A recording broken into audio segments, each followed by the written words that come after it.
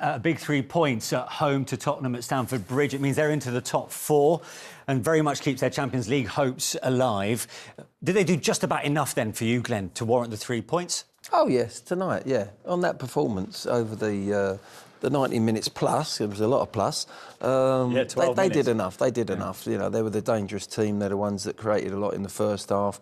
And then what the manager did, let's put three at the back. Let's put the big guys in because they thought Spurs might launch a few balls in there. Didn't actually do as much as I thought they should have done, right at the death there. But they dealt with everything that Spurs, threw at them. And it was only one chance really, right at the very end when Johnson got on the outside, crosses it through that 6-yard box where Son might have scored and Sanchez made a recovery save. Other than that, you can't really say that Spurs created any really other good chance. They really didn't. Chelsea were in control of that game, most of the game. Yeah. Half chance from Mickey van der Ven, wasn't it? A little scrappy thing in the penalty area, he hits it into the ground. I agree with Glenn. I thought there was one team in control and that was Chelsea. And they deserved to win the game. What it does do is it continues his stranglehold over Spurs, which is simply incredible at Stamford Bridge. Yeah, you've got to forget that now. You can't worry about that. Like we talked at the top of the show, there's one game at a time. It's the Frankfurt game. It's next Thursday. Where they're going to get the confidence? I'll tell you where they're going to get confidence when they play at home to Southampton. That's where they get the confidence. If they was to lose that game, it's a different kettle of fish, but it's unthinkable. Unthinkable they can go into there with all their players back to fitness now, apart from Kulusevski, for them to lose at home to Southampton on the eve of a massive European tie, which they have to win. Yeah, I think he'll rest a few of them players for Thursday, for Frankfurt, definitely. Van der Ven, he brought him off pretty right at the end there. Didn't want to take any risks with him. No, because it has backfired before, of course. So he needs to get his number one team, his strongest team out there for the Thursday. Yeah. And let's face it, the squad that they've got, they should be able to go out against Southampton, who are virtually down, playing at home. You should get through that tie, that game and win the game. Well, we'll talk more, I suppose, mid-term in terms of Spurs and Ange Postecoglou, where it leaves him between now and the end of the season. But took Chelsea, 4 minutes of the second half, Glenn, to get the match-winning goal, Enzo Fernandez. How did he find the space to make this header count? Well, what it was, he goes into the penalty area and he's waiting for the ball to go out. He goes out and then he drifts. He just drifts on the blind side of Van der Ven. He hasn't had to make an acute look. We're watching here. We circle him. Look, Van der Ven's there. Romero's got Jackson there, and he just makes a subtle little run on the blind side. And if you don't open your body up there as a defender, you don't see him. Van der Ven, for whatever reason, has gone across to Romero's guy. And Jackson. He's gone to Jackson, where he was lined up nicely to be there, and he would have headed that away if he does his job well. And at the end of the day, it's a decent finish, but it was an easy finish for him. He's got a real problem, Glenn, hasn't he, Mickey van der Ven? As soon as he can see, Enzo can see his number, you've got a serious problem. He's drifted behind him, cannot see him, and it's a fantastic header. He drifted into the box time and time again tonight. He's a better number 8. He's not a 6. They've got Caicedo to do that job. Yeah. He puts the shift in. He gets back, he gets up, and he's a goal threat. I think he's fulfilling his potential. I know he's won things. I think he's a major player for them in the future, but they have to build around him.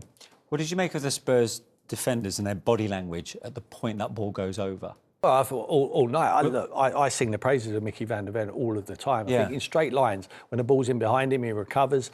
I think he's very good. He's dynamic the way he recovers. I think he can still improve. He's still developing. I think from crosses, he's not the best, and it showed it there tonight. It's highlighted that, but you need to keep developing. Just because they're in the first team doesn't matter. You need to keep showing them. Keep showing the positives, showing the negatives, and they've got to take it on board. And at the moment, I think Mickey van der Ven can improve in them situations. I think it's only him. He has to hold his hands up there, and so it's drifted off the back of him. His problem is, like any defender, Tim, is that he's looked to the ball. I used to say to defenders, when it's acute to you, when the ball's in front there, that's one thing. You can see the attack. Once it goes acute and there's a cross come in, if you look at that ball more than 2 seconds without having a look, readjusting over your shoulder, looking... We talk about midfield players, good midfield players, knowing the picture, looking over your shoulder, having your wing mirrors on. It's the same for defenders, to actually open your shoulder up, have a little glance. Where's he gone? Has he pulled off me? Have I got him? No, he's looked at the ball, and he's looked at the ball, and he's looked at the ball. Yeah. He hasn't got a clue where the attacker is. Is it rustiness? Perhaps, yeah. I mean, there was a few of them in there who have not played a lot, but you could say the same for Chelsea as well. They had a few players in there. I mean, he's lasted 74 minutes or whatever, Nicholas longer. Cole Palmer stays in there. I think you can't take away from the quality of the cross as well. He just lends it in there with his left foot, doesn't he? Doesn't just whip it aimlessly across. He knows exactly where Enzo's going to end up, and he puts it on the spot, and it's a good header. 6 minutes later, it felt like the contest was almost put to bed. Moises Caicedo scored this goal, but VAR, of course, intervened, and Levi Colwill was deemed to be offside. Yeah, good use of VAR. You think so? Well, yeah, 100%. I mean, once they've looked here, it's very tight. It's a toenail decision again, which I don't like, and it was a wonderful strike. But, I mean, for the naked eye, it looked like he was just offside. It took an awful long time, but as long as they get to the correct decision, that's what they did. But again, Tottenham clearing it, and there's no one winning the second ball. Caicedo's there again. He anticipates where the ball's going to fall, and it's a great volley from him. But it's a correct decision. It's marginal, though, isn't it? It's so tight. No, it's miles offside. No, I mean, that was good use of VAR, and that's what you need it there for, lines. It just took so long, didn't it? Yeah. It was a crucial decision. It was tight as well, let's be fair. I can't wait for automated offsides to come in. Because just come in, April the 12th? We can get home earlier. Yeah, we can get home earlier. But it's so easy and clearer and crisp, and oh, look, it is a toenail. You can see it's a toenail. Whereas that red line, you can't tell if that line's too thick at the moment. For us, we're going, maybe it might have gone the other way. But, once that comes in, it's much clearer and it'll be quicker and let the game flow again. In the end, how much better did Chelsea look for having Jackson and Palmer back in the lineup? Yeah, improved them. Oh, you've got a vocal point up front, haven't you? Someone who occupies defenders and creates space for others. I think he looked a real threat from the first minute, when he goes in behind them. And he scares them to death with that. Automatically, they step back another 5 or 10 yards and it leaves the space for Enzo. Was it a minute in and he hit the post, didn't he? Yeah, I mean, he's a real threat. I mean, he's hit and missed the boy. You don't know what you're going to get. He's a bag of rebels. But in the end, I think he knows what he's doing. Yeah. He knows he's a nuisance, and that's what he is. Yeah. He's an absolute nuisance, and I mean that it's a big positive, and that's a compliment from me. I would have loved to have him in my team, because he can be hit and miss with the finishing. Sometimes he needs to slow himself down in front of goal, but he's a real threat behind. That's a bag of chocolates, in case anybody doesn't know what they are, but others are available. We showed the clips before the game of what they've been missing. Neto weren't going to do that run when he was playing. No. He was wanting to come towards the ball. Suddenly, within first minute, we've showed them clips, he's going on the back of the defence, and as Tim says, now you're stretching the pitch. You've got a number 10 in there, a proper number 10, as in Cole, who's now going to create a lot more space for him to go and play and hurt you. Whereas Neto would be coming towards the ball and crowding that out, and then it's the number 10 that's got to go in behind. Yeah. If that's the case, that's not Chelsea. He gave them that little threat in behind, and any defender will tell you that's where they don't want. They don't want that player coming towards the ball and spinning and getting in behind. That's a nightmare for them. I did mention how maybe Van der Ven might have been rusty with the decision making. For that header, but considering that Jackson was out for 2 months, I mean, there was no sign of that whatsoever. No, he looked as sharp as anything. Yeah, actually, I've got to say, he wanted to go in behind. He didn't look really fatigued, where you're thinking, oh, you better drag him off. He protected him, but no, he looked really sharp. Sometimes that happens, Your first one or two, you feel adrenaline. It's about the third one that you might hit the rail. And the buffers a little bit. But, that's what I'm only talking from my experience. The first one or two, I agree. If you've been out a while, is OK. You get through that, but it's the third one. And they're playing no reserve games these days. No, that's right. Yeah. They just get themselves up. The heart monitors are on. The sports scientists say, yes, Gaffer, he's ready to go. Yeah. They know their bodies more than anyone. The manager has to trust him. He's asked him. He's obviously trusted him to play 90 if he wanted to do that. I thought he played very well tonight. I really do. Yeah. And he certainly signalled his intent so early in the game. Yeah. And I suppose Spurs centre-backs knew they were in for a match-up from that moment on. It's exactly what you want. Just send a message out. Yeah, exactly. That, you can try and squeeze us if you want. We know Tottenham like to put the press on. And if Sanchez gets it out of his feet and hits it long, he goes over the top. It sent a message out that we can play both ways. If you want to go short, we'll do that. We'll go over the top as well. We've got Jackson who's going to threaten him behind. Yeah. Thought he was excellent. Right, let's get some more reaction then on that big win for Chelsea. Pitchside at the bridge for us. Levi Colwill. Levi, thanks for joining us. Well done tonight on a hard-fought win in the end. Yeah, definitely. I think it was an amazing win for the boys, for the fans. It meant so much for all of us, and we're just so pleased to get the 3 points and push on to the next. And how significant do you see that result in terms of your Champions League aspirations? Yeah, definitely. We know Tottenham are a good side, and we've got to take every game like it's the final. And also, it's a derby. This meant so much for us and the fans, and we knew we had to go out there and give them everything. You know, there's this terrible run that Spurs are on when it comes to going to Stamford Bridge, 1 win in 40 in all competitions. Is that something that you players were wary of going into this game, almost as if it's got a hold over these Spurs players? I wouldn't say so. They've got some really good players, but so do we. And here at the Bridge, with that environment, with the fans going crazy, we got that extra push, and it showed today. We were talking about the rivalry between Chelsea and Tottenham and how over the years it just delivers goals and drama, plenty of flashpoints. Was that aware amongst the Chelsea players? Were you all aware of that going out onto the field of play today? No, I wouldn't say so. Of course, it's a derby. Previous times we played against them, of course, we've scored those goals and conceded loads of goals. But I think today, a 1-0 win and a clean sheet has been the best performance we've got against Tottenham recently, or that I've played in at least. I suppose, yeah, you said the clean sheet, you know, with your defender's hat on, that's the ideal outcome, particularly when it comes against your fiercest local rivals.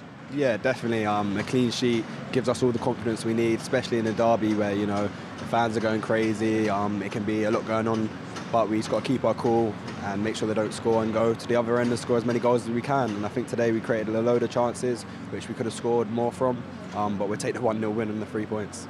You're up to 4th now, so what would be the ultimate aim? Is it those top 5 places? Is it all on that, or not in your eyes? We got to push to get Champions League. That's the level we're at. And of course, recently in the last couple of months, we've maybe dropped off, but we need to pick back up now and get the points and take every game like it's a final, and yeah, push for the Champions League spots. And how big a bonus is it to get the likes of Noni back and Nicholas Jackson and of course Cole Palmer? Oh yeah, these players are amazing. I think you see today Nico, he just creates chances out of nothing, and that's why he's such a good player. Noni, when he came on, gave us the energy we needed to pick us up, to get us up the pitch, got fouls, got the fans going, and we all know how good Cole Palmer is, you know, creates everything for us when we get the ball to him. Everyone gets excited, the fans, us, because we know that he's going to cause them a nightmare and potentially score or get assists or give us another chance to get up the pitch. Levi, well done today. Thanks for joining us. Thank you very much. See you later, guys. Chelsea defender Levi Colwill, who's becoming a regular feature now of that centre-back, of that Chelsea defence, isn't he, Glenn? He is. I mean, I saw him, when I first saw him at Brighton, when he was on loan down at Brighton, I thought, oh, who's this kid? You know, he looks impressive to me. He's tall, he's elegant, he's got a bit of pace about him, and he's got good use of the ball. And that's when I first saw him, and then obviously he comes now into the He's gonna make a few mistakes. I've seen a couple of mistakes out of him, but you learn very quickly as a youngster. And for me, yeah, he's one that's going to be in that England squad for years to come. Yeah, and can't be easy because he is still quite young. He's not had a regular centre-half partner with him, or even a goalkeeper, which has been chopping and changing of late, which must make a defender's life quite tricky. Absolutely, but he's a regular. You know, I think he's grown. He's got more confidence. He's got a personality about him now. He's got his pal playing. They've called him back from Palace. Trevor Chalobah's in there, 2 academy boys. Obviously got a Reece on the bench. They've got a core of academy players. I think is really important for any team to have. You can buy the superstars, you can drop them in, but as long as you have your core, they really mean. He said it's a derby. It's the first thing he said. Some of the other foreign players in there, they would have been told it's a derby, but they wouldn't recognise it as much as these boys do. Yeah. He recognised that. He knew it was a huge game, not only for the position in the league where they need to be, but for bragging rights, for their fans tomorrow. They're going to have a lot of fun, their fans, with the Tottenham fans. I felt sorry for him. He had a spell where he had to play left back, do you remember? Yeah. They went into a 3 in possession, but in defensive, he was always out playing left back for a long spell, and I'm thinking that ain't doing you any good. In the long run, it might do. He knows what a full-back's position is now, so that's helped him in his education as a centre-back. But realistically, his position is perfect. Where he played today, that's where he can progress. Yeah. OK, well, we can head back to Stamford Bridge and this time speak to Chelsea legend, former striker Jimmy Floyd Hasselbaink. Evening, Jimmy. What was your reading then of Chelsea's performance over the 90 minutes? I thought it was a good Chelsea performance. I think they started really sharp with a good chance from Nicholas that he didn't convert it. But I think Chelsea controlled the game without the ball and with the ball.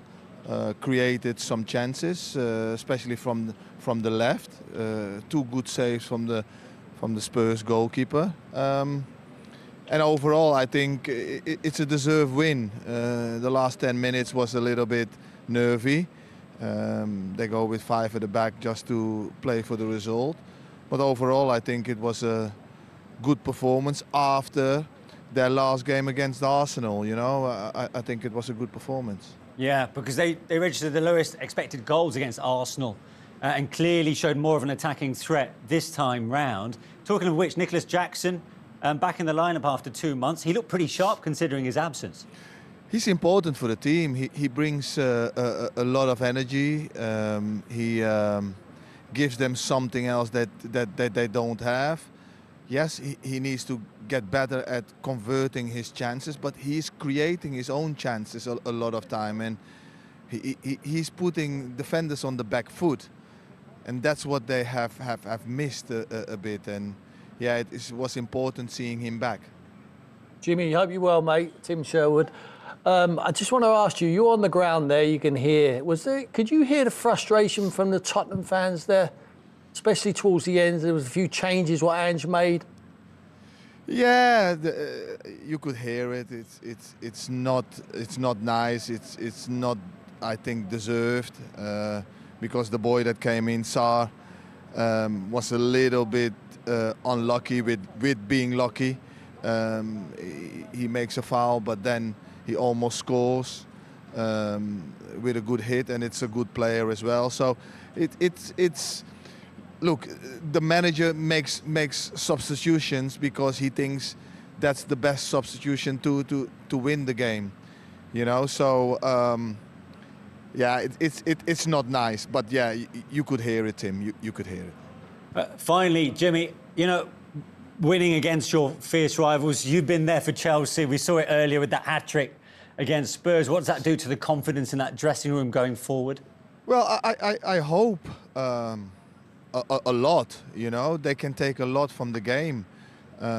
They've got Nicholas back, they've got Palmer back. Caicedo was immense today. He's so important for the team. They played some good football here and there. Now for the rest of the season, they've got to challenge themselves. They've got the challenge to keep this kind of performance up and keep on creating them chances and put them away. What was really good today as well is that they kept a clean sheet, and they haven't kept clean sheets for a long time. If they keep on keeping clean sheets, then you know you have a much bigger chance of winning games. And successful teams, that's what they do, clean sheets. We also need spectacular goal celebrations. It's not been the same at the Bridge since you left. No. Listen, it was a good day for Chelsea today. Good performance. The place was rocking. The atmosphere was absolutely amazing. They got the 3 points against their biggest rivals, you know, here in London. Well done to them, and now up to the next one. Great talking to you, Jimmy, and thanks for joining us tonight. Thank you, guys. Good to see you. Cheers. Thank you. Does it hurt, James? I can see, just looking at you stood here, how much does losing a game like that hurt you players? Yeah, it hurts a lot. It hurts a lot. It's been one too many times this season. Our fans are rightly disappointed. We're disappointed. And we're just trying hard to search for the answers of why in the league that we're not kind of getting the results in the tight games. We've lost so many games this year by 1 goal margin that we're just not on the right side of. So I don't really want to be out here talking. I don't think fans even want to hear what we've got to say at the minute. So it's about just trying to be better going forward. Is it tough and actually a little bit upsetting? You go over to the supporters at the end and they're an angry bunch, aren't they, at the moment? Yeah, and to be fair, they've got every right to be. I think it's still important that we go over and show our appreciation for them, even though we're not getting a nice reception, let's put it that way. But so that's why I still walk over there. I think they deserve that, even though it's not easy to go over and get powers right at your face. But like I said, they pay their money, they travel all over for us. And we're just as disappointed as they are, but we're trying to put it right. Is there a message you can give to the supporters, the ones that are watching now at home, the ones that were there today? Because as disappointing as the Premier League season has been, there's a chance, isn't there, in the Europa League to take something pretty big from this season. So a message for them, or is there a way you all can sort of gather around and salvage something from this season? Well, yeah, it can still be a super special season if we lift silverware. And we're in the quarter-final. We're 2 fixtures away from a European final. So it can still be a very special season. The message would be just stick with us. We need them as much as they need us, you know. And again, they don't want to probably be listening to me right now after another defeat in the league. That's fine, but I have to come out. I have to answer your questions. So just try and stick together, I guess. Thanks, James. Cheers. Obviously, VAR plays its part. There's 2 long delays, 2 goals ruled out. Their one's tight, but I guess factual. I could see you didn't agree with Pape Sarr's goal being ruled out. Just tell us how you saw it. Look, it's killing the game, mate. It's not the same game it used to be. You know, we all sat on our couches last night, watched TV, and I guarantee you, if Jared Gillett was the VAR last night, would have got a different outcome. So you just don't know what you're going to get, and you're standing around for 12 minutes. Just it's killing the game, but no one cares about that. I think everyone loves the drama, the controversy. I'm sure there'll be 24-hour sort of discussion around it. I think that's what everyone wants. They're not interested in really that it's just killing the spectacle of the game. You know, if the referee saw that and then he needs to see that for 6 minutes, tell me what's clear and obvious about it, mate. Just a clear explanation. What's clear and obvious about? Last night we all sat on our couches and saw one replay and gone, oh my God. Tonight we sat there and we waited for 6 minutes for something that apparently the VAR official Jared Gillett thought was clear and obvious. It's crazy, mate. It's madness, but we accept it. And when you accept something, I guess you have to take the fallout from it. So I guess part of your issue then, or a big part of your issue, is the delay. But do you think that decision's wrong? Look, Pat, you can try and force me into a corner. I'm not trying to force you into anything. You are. Did you think last night was a red card? Was it clear and obvious? Yes. Okay. How many minutes did it take this referee to figure out whether it's clear and obvious? In your just basic knowledge of human, vocabulary, clear and obvious, what does that suggest to you? That on the first replay, is that clear and obvious? If you have to watch something quite a few times, is that clear and obvious? No, it's maybe not clear and obvious. I do think it's a foul, if I'm honest. Okay, all right. Well, there you go. So there you go. So the referee didn't see it. He then needs to see it for 6 minutes, but you get the right outcome, so you're happy, and that's why the game's going the way it is. And I guess people like you will continue to be happy sitting on your couches waiting for 6 minutes for clear and obvious stuff. That's fine. I don't agree with it, but that's fine. Fine. What happened with you and the supporters tonight, Ange? Well, no, because they booed the substitutions you made. Yeah. Bergvall for Sarr, and when Sarr thought he'd scored, I saw that you looked at them. You heard the chants. You don't know what you're doing. You heard that? No, mate. I don't know what you're talking about. You don't know. You don't think you looked at the supporters? No, I did. Yeah. I wanted them to be happy, mate. We've just scored a cracking goal, so I wanted them to. I was listening. I wanted them to cheer because they haven't had a lot to cheer about. Fine. So that was nothing to do with the substitutions being booed. If it's a no, it's a no. I've got it wrong. Fine. First time fine. My substitutions have been booed. If you followed my sort of tenure, it's not the first time, and they're allowed to boo. But I wanted them to cheer because I thought it was a cracking goal. Yeah. Okay. Yeah. But look, you said in the week you did an interview with Mark Schwartz, and you talked about losing a large portion of the Tottenham fans. Yeah. Is that what we saw tonight? Do you feel like you've lost some of them? I get it, Pat. You're trying really hard. That's fine. Look, you can pay. Look, you've already decided what the outcome is. My outcome tonight is it was a really tight game. I thought decided by a really poor decision, and apart from that, everyone got through healthy. We got some great minutes into some guys, and we moved to Sunday. Okay. All right. And you saw enough for Thursday. Well, that's because the season hinges on that ultimately, doesn't it? No, we've got to get Sunday first. We've got to go out there on Sunday. I think it's important that we continue to play. Okay. Yeah. Right. Ange, there's no agenda. No, that's fine, mate. No worries. No problem. All right. Thank you. Thanks, Pat. Quite clearly frustrated, Ange Postecoglou. Not happy with VAR and the length of time it took with Pape Sarr's goal being disallowed in the end for a foul in the build-up. What did you make of what Ange just said there? What Ange just said, or was it a foul? No, first of all, what Ange's reaction? Oh, he's disappointed, he's frustrated, they haven't won the game. We've been in that position. I've been exactly in that position at the Bridge as well. So it must be something to do with Tottenham managers at the Bridge. It's the emotion of the game. We talked about how big that occasion is, and it didn't go their way. But let's talk about the incident. It's a foul. Because he says it's not clear and obvious. It's a foul. It's a foul. It's not clear and obvious to the referee in full time, and it wasn't clear enough obvious to us. But as soon as we see it, it didn't have to take 4 minutes. But as soon as we saw it, we could see that it was a clear foul. It was a straight leg. It was on his knee, and it's a decent strike, but the goalkeeper has to save it anyway. Yeah. And 100%, you can tell by the reaction of the Chelsea players, it's a foul. It's not an easy one, though, is it? When we first saw it, we thought, well, I think he's just pinched the ball off him. But then when you see it there, he's made contact with Caicedo, and the referee's going to see that. They didn't stop it in this position here, slow motion. That is clear and obvious. Yeah. That he's fouled him. Whether it's a booking and all them things is another aspect to it. That's probably why it took as long. Nothing to do with the actual foul. It took as long, 4 minutes or whatever it took, because they were looking to see whether it was a red or a yellow. So I think that's where the timing of it. It wasn't just the decision, is there a foul there, which Ange was saying. Yeah. And I understand his frustrations. But it also took 4 minutes to get the offside when Caicedo did score at the other end. So that's okay, is it? Because you get the result. You get the decision go your way. It was 4 minutes at that end as well to work out. And that was much more difficult than the foul. I really don't care how long it takes. I really don't. I know a lot of people get frustrated with it, but I don't care how long it takes, as long as you come to the correct decision. Yeah. Like last night, they looked at it, I thought it was poor. They got the wrong decision, even though they looked at it for however many minutes it was. And they've come out and they've admitted that today. Today, they've taken their time, and on both occasions, they are correct. So you both say that's a foul by Sarr on Caicedo. Was it right also then to give him a yellow, having reviewed the incident? I don't think it was bad enough. It's not excessive force to be a red. It was high. Right. When they freeze it, it's naughty, but it's a glancing blow to his leg. Yeah, it's a glancing blow. But I honestly believe he's gone into foul him.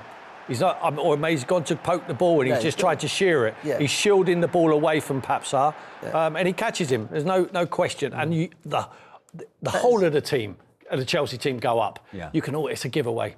I mean, but I know they appealed. They didn't go up until the goal went in. They weren't anywhere near the referee. They weren't claiming it was a foul then. Until the goal went in, then 4 of them run to the referee. Because it ended up in the back of the net. If you get a reaction where you've seen it, it's clear and obvious to the player, and you see that he's been done. For me, he was just trying to pinch the ball. Caicedo's leg actually gets in the way. It's a foul, 100% a foul. But even when I see it, he hasn't tried to do him or anything like that. For me, definitely not a red, even maybe not a yellow. No. It's an accident. He hasn't tried to go, I'm going to do you here, and son. it's not dangerous, he's just tried to tow the ball away, which it looked in real life, in real time. It looked as if he just poked it away, he went on, scored a goal. But when you just see it again, you think, oh no, he made contact with the leg first. Yeah. Now, whether that's Caicedo putting his leg across the front, he hasn't gone in there and tried to do him. Got a bit of history of these boys. They have got a bit of history, yeah, you're right. In the reverse fixture, I remember Caicedo tackling Sarr, and it was a red card in my opinion. This is it. This is the incident. Yeah. There we go. This is back in December when Chelsea won 4-3. He pokes it away, he goes over the top of the ball, that's a red card. That wasn't even given as a yellow. No, that's a red. It's a red card in my opinion. Excessive force, over the top of the ball. And as Papsar, if I'm Papsar, I remember that. And if I get an opportunity in another game to get my own back, not that I want to hurt anyone, but I will. But I don't think no, you won't. But you get your own back. Yeah. I don't think that was that sort of tackle where he's eyed him up and gone, I'm going to get you, son, from last December. Yeah. He's literally, they're losing 1-0. He's trying to pinch that ball off him, and he's just caught his leg. Yeah. It's an accident, absolute accident. It's actually how it achieved. He got onto the ball and scored the goal. That's what he was trying to achieve when he did it. But actually, he's made contact with the player's leg. And as I say, the reaction from the Chelsea players wasn't until the ball went in the net. Yeah. When they were hoping then the referee would see it. So Ange furious there about that decision, ultimately ending in Sarr getting a yellow. I wonder what Ange would have felt if we rewind the clock. Moments before that yellow was given, Sarr was fouled in the penalty box. Yeah. Well, it looked like he'd been fouled. Yeah. but he wasn't. Now, there could be an argument that maybe should he have been given a yellow card for simulation, i.e. then the second incident meant he might have seen his marching orders. 100%. It's either a penalty or a yellow card. You can see it's a clear dive. It's a clear dive from Papsar. So the second incident will come a minute after, should be a second yellow card. He died. There is contact there, but he initiates a contact from, look, his leg goes across into Caicedo. It's a yellow card or it's a penalty. It's not a penalty. And look, they're having the beef now. What are you doing? What are you doing? He's saying to him. So, and it was only a minute after. I get it's a sliding doors moment, right? Should the yellow card have come first, maybe that second incident might not have happened. No, it would have happened because he was going for the ball. For the ball, yeah. She was actually going to pinch the ball, just nick the ball and get away from him, which he ended up doing, but he actually hit Caicedo's leg. He should have been booked for that first one. We've played the game before. As the ball got pulled back to him, my instinct, I shouted out in the green room, I said, book him, ref. Yeah, you did. Because we knew he's gone down. He's tried to get a penalty. Instead of concentrating, first touch, get a shot in. Yeah. And that's what wasn't in his mind. He was going, I'm going to get a penalty here for my team. All right, can't blame him for that. But at the end of the day, the referee should see that, feel the game and go, booking. Now, if there's another foul later on in the game, it might have been for not retreating 10 yards. He gets sent 2 yellows or whatever. But, you know, that's when the referee's got to step in and have a look at that. He didn't even think of that. As Tim says, it's a penalty or he thinks he's dying. Yeah, simulation. Yeah. OK, in the end for Spurs, not too many clear-cut chances in front of goal, but into stoppage time, Son, the skipper, had a chance at the far post. How good an opportunity was this? Yeah, really good, and it was a good play. Romero starts it off there, and he gives it to Brennan Johnson, who comes in. He gives Cucurella real problems down with his pace down the outside, and Sonny's just, breakneck speed, and he tries to. And Sanchez, to be quite fair to him, I give him a lot of stick, but he's spread himself there. He's a big guy, and he's launched himself across the goal. Sonny can the only thing is at a full stretch. The only thing he can do is to go high. If he goes high, it is impossible for Sanchez to save. But he does well. You have to give the goalkeeper the credit there. He does do well. It was really at full stretch. I just think Sonny was just happy to get something on it and put it towards goal wise.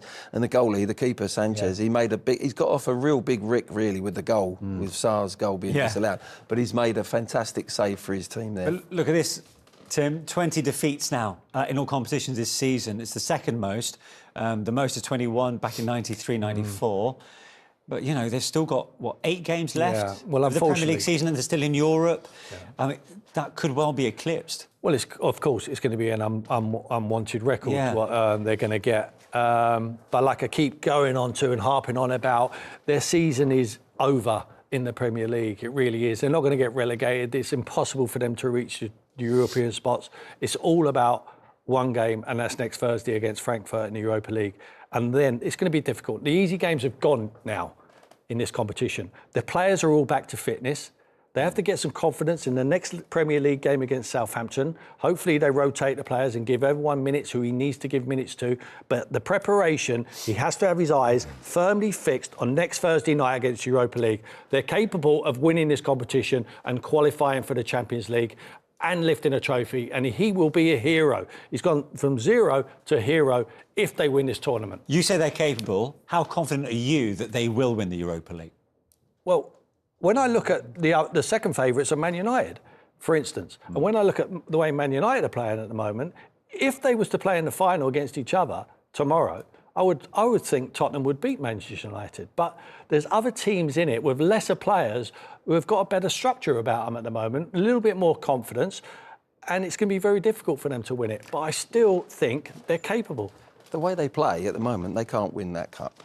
Unless he changes, which he won't do. You cannot play football like that at the top level.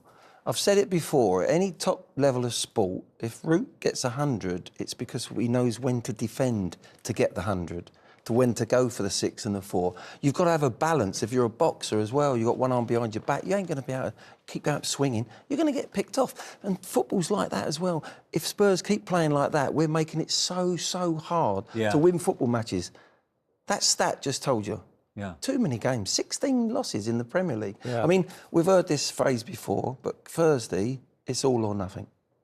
It's absolutely all or nothing. But they can be dynamic, Spurs. Glenn, can't they? You know, they're a 20-over team. If it was a one round, I'd say maybe. But two over 2 games, I can't see them going all the way and going. Look, Spurs are 14th in the table. Their lowest ever Premier League finish is 15th. That was under Ozzy in 1994.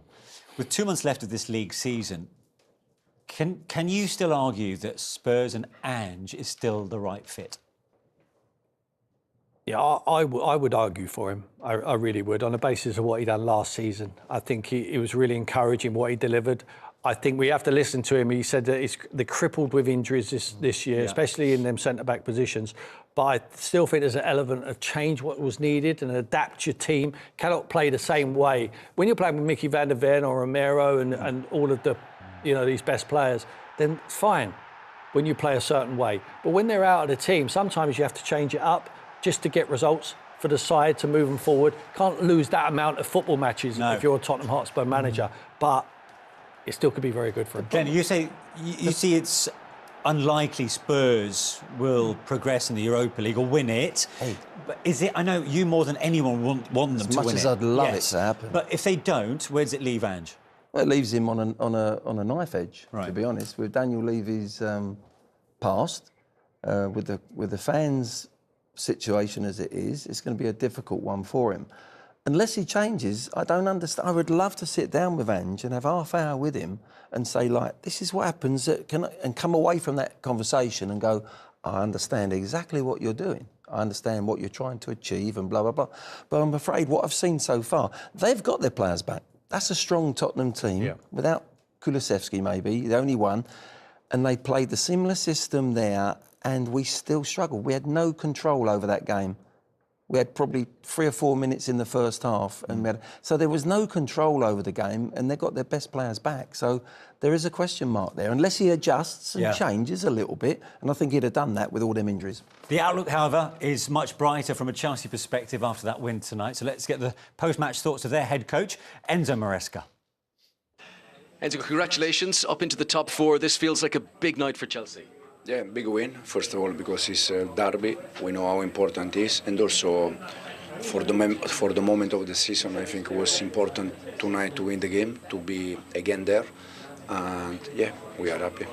It felt like your team was on top for most of the evening, but 1-0 can often be a dangerous scoreline, and the game went on for so long.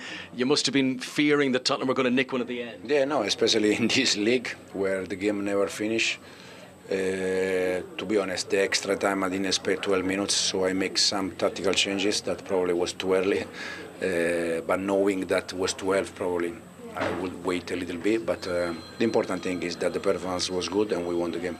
You spent a lot of the night on the edge of their penalty area, but the Cole Palmer cross for the goal, that was real quality that told the difference. Yeah, and Enzo position. Enzo was in position. I think we had also Jadon Sancho chance first half that came more or less from the same situation. I think overall we did enough tonight. We created enough to win the game, and at the end we had the reward. Goals disallowed at both ends. I'm sure you'll be aware Ange Postecoglou was disappointed with how long they took. He felt that took some of the momentum from his team. What do you think about the duration and having 12 minutes added on? I don't know, to be honest. Personally, I think 12 minutes probably between the two VAR, because it was the goal for us and the goal for them. Probably took time, took time. But I don't have nothing to say, to be honest. Shame for Caicedo, though, because it was a great strike. Yeah, it was a great goal from Moy, but Moy's performance has been once again top. Okay, and up into the top 4, which is where you'll want to stay, I'm sure. Yeah, we are there since we started, more or less, and hopefully we can finish there. So a big win, a clean sheet. Was the tempo better from them, as we were discussing before the game? I'm not sure the tempo was. I mean, they come on the front foot, which you expect at home at the Bridge against Tottenham. I wouldn't say that they didn't play free-flowing, quick football where it was 1-2 touch, through the pitch quickly, create, get a corner, get pressure. There wasn't that sort of performance from Chelsea. I think the manager just said it right, that they'd done enough to win. They deserved to win, as we've said. They'd done just enough to win tonight against Tottenham, who were playing a little bit within. If they'd have played against the Liverpool tonight, or a Man City possibly, or a Forest, they might have had some trouble. They really might have. Better structure to me. Yeah. Was there more rhythm, more pattern to their play? Better structured. Caicedo is a diamond of a player. He breaks up so many attacks. He sits in that midfield. For Colwill and Chalobah tonight, he must have been a dream. He was just in there and he's just giving it to players who can play in front of him, likes of Enzo, Cole Palmer. Neto always threatens him behind, even though it wasn't his best game. And I've got Nicholas Jackson back. They need to finish in the top 5. Otherwise, it's not a very good season for them.